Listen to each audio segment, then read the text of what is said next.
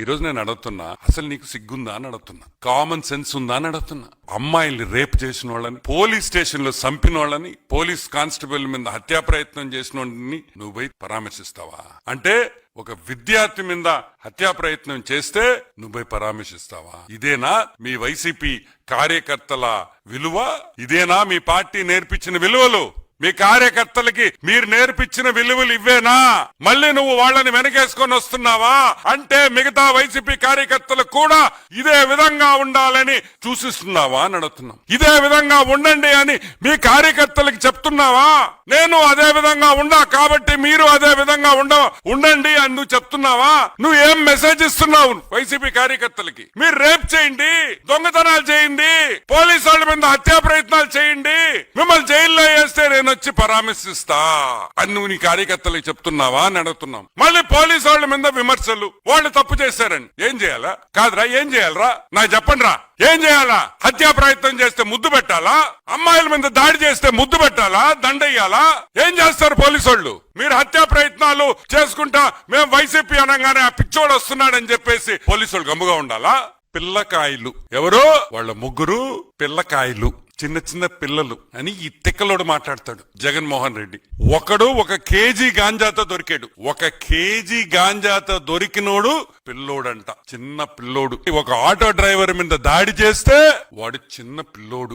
అమ్మాయిని రేప్ చేయబోతే వాడు చిన్న పిల్లోడు. ఒక ఆటో దొంగలిస్తే పట్టుకుంటే వాడు చిన్న పిల్లోడు. ఒక పోలీస్ కానిస్టేబుల్ మీద హత్యా ప్రయత్నం చేస్తే వాడు చిన్న పిల్లోడు. వాళ్ళ కోసం మా తిక్కలోడు వాళ్ళ కోసం తెనాలికి పోయి పరామర్శిస్తాడు. పరామర్శించింది కాకుండా చంద్రబాబు నాయుడుతో పోలుస్తాడు. ఈ రోజు నేను అడుగుతున్నా, సంవత్సరం అయింది నువ్వు ఓడిపోయి, ఈ సంవత్సరంలో అయినా మందులు తీసుకొని బాగవచ్చు కదా? ఏమైంది జగన్మోహన్ రెడ్డి నీకు? నువ్వు మారవా? ఎవరితో ఎవరిని పోల్చాలో కూడా తెలియదా?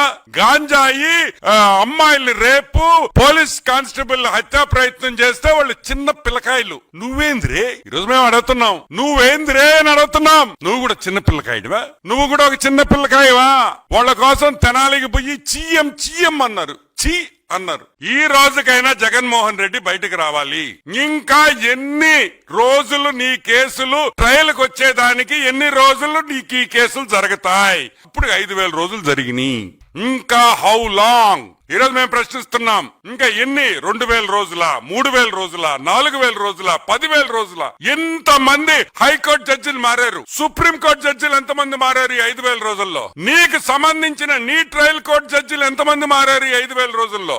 ఏం జరుగుతుందని అడుగుతున్నాం. నువ్వు మొగోడువైతే కోర్టుకు పో, ఏ వాయిదా అడగను, వాయిదాలు వద్దు, 6 నెలల్లో నా కేసుకు తీర్పిండి అని అడుగు. కూటమి ప్రభుత్వం నీ వెనకుంటది ఈ విషయంలో. మేమందరం మిమ్మల్ని సపోర్ట్ చేస్తాం. నువ్వు మొగాడువైతే రా, 6 నెలలు కోర్టులో తెలుసుకుంటాం. 6 నెలలు రోజు నేను కోర్టుకు వస్తా.